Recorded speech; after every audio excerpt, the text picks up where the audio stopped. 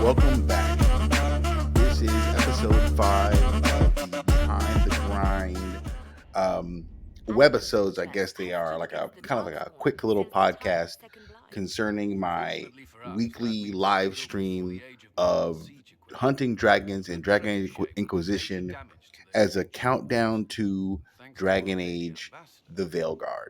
Now, if you were one of the 2 or 3 viewers who watched live, or the I think 14 viewers who watched after the fact, you know that the first showdown with the Hinterlands Dragon did not go my way.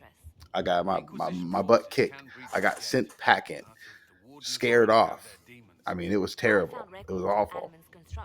We got the Hinterlands Dragon down to about half health, and then she has hatchlings, their ads.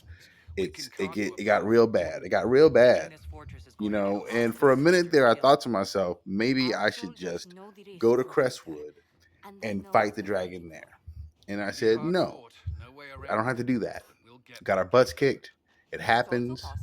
We'd rather just go back and do some more training. Now, one problem I have is I want to go to one of the DLC locations and get some items. Doing that requires that I be level 20. And I didn't want to be like 10 levels higher than I was when I fought the dragon on last Friday. I feel like that's a huge leap in skill and power to fight the same fight. So I will. Well, also the thing about it is, if I have to be level 20 to get into the DLC, I guess the recommended level, then I'm going to be over level 20 by the time I get the items I want. So I'm really, really thinking about that and going, I don't know. It won't be that big a deal to beat the Hinterlands Dragon if the first time I fought her I was like level 10 or 11, and then I come back I'm level like 23. That's like a way huge of a leap. So what I'm thinking about doing is not doing that.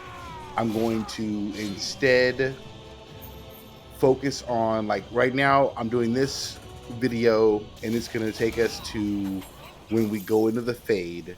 That's why the video, I mean, the rough footage is like 30 or 40 minutes, but this is cut down to about like 11 or so.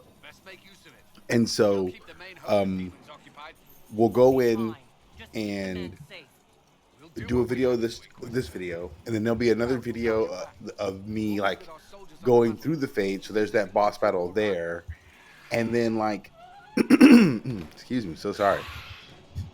I didn't want to do Halam Sharal. It's only because like it's a behind the grind or whatever, like behind the scenes me building the character.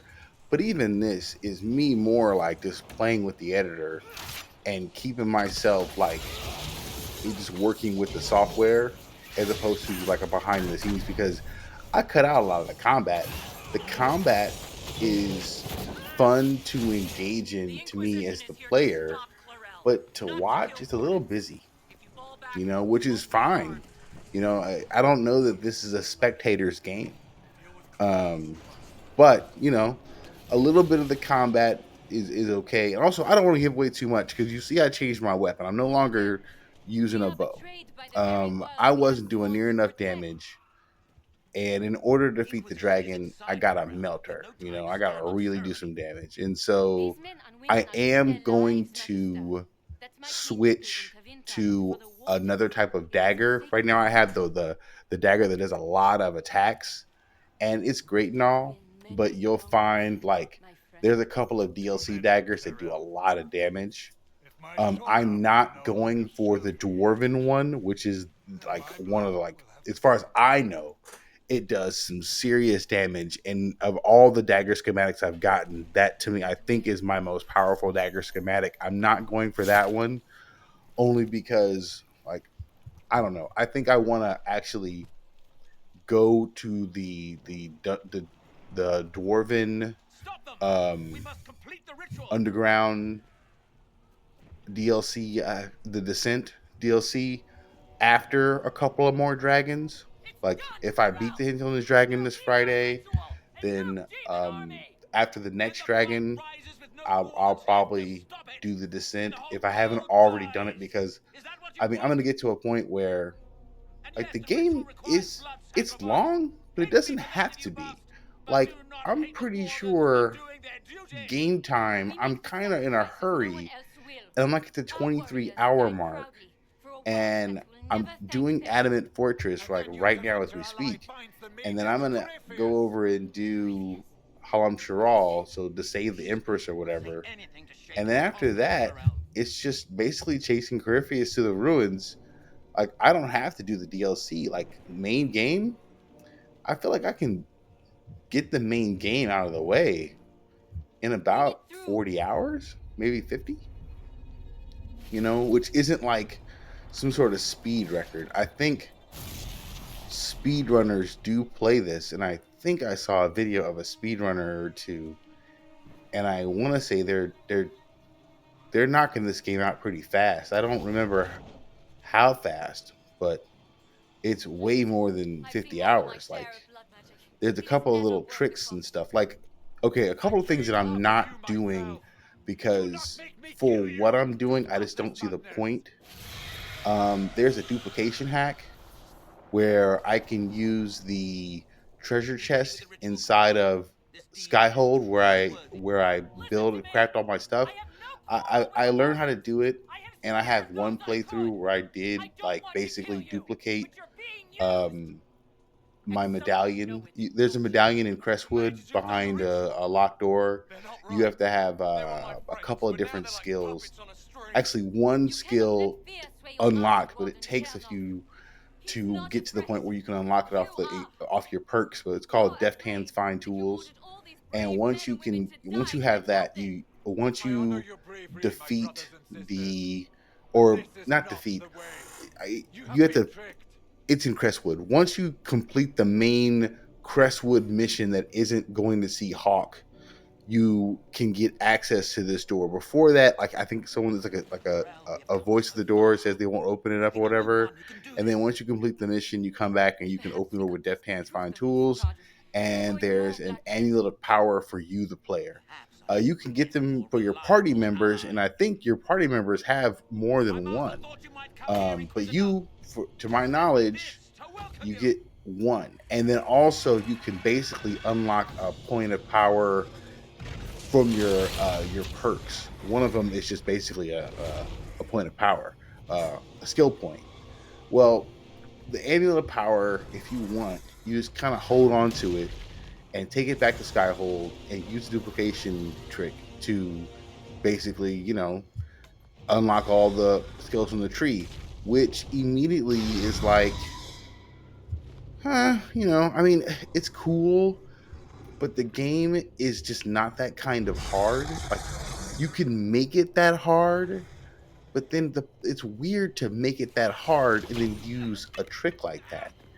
And if the game doesn't need to be that, if it doesn't require you to have all this stuff unlocked as far as passing it, I mean, I can kind of see doing it once. I did it once because you can kind of like, make your character, I guess, all powerful, but the way the skill tree works and the way you can respec your character and then just the number of abilities at your disposal, it's a lot of, it's pointless, to be honest, that to use it in terms of having success in the game. If the game was like some kind of Souls like hard, difficult as crap game, I could understand it. But this game, it's just a thing on there that you don't need to take advantage of if you don't want to, which is nice. There's also another, okay, and then there's also another trick, which now this one, I'm not gonna lie. If you want to make certain runes, you kind of have to, because, and I don't know why this is, but in my experience, runes, the materials needed to craft them are really hard to come by, and it's really weird because the amount of extra damage they provide usually isn't all that much. And a lot of times for me, the runes are more cosmetic than anything. Like I like putting a fire rune on a sword because it's we get a flaming sword like the dude in Game of Thrones.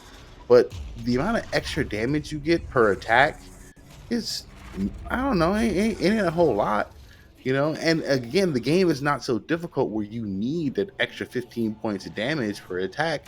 So the fact that it makes it really hard to find, like, it's called essence, like it's really weird. And so there's a couple of areas in the game where you can kind of spawn these creatures that once you defeat them, they drop fire essence, you know. And I think they might drop like a different levels of intensity so you can make different kinds of runes, but it's mostly for the fire runes. And so there's that. That's an exploit in the game. And there's a few others that again are kind of mitigated because you don't really need them. Oh, and the video is over. See you next time. Fight on Friday. Take care. See the screen. Peace.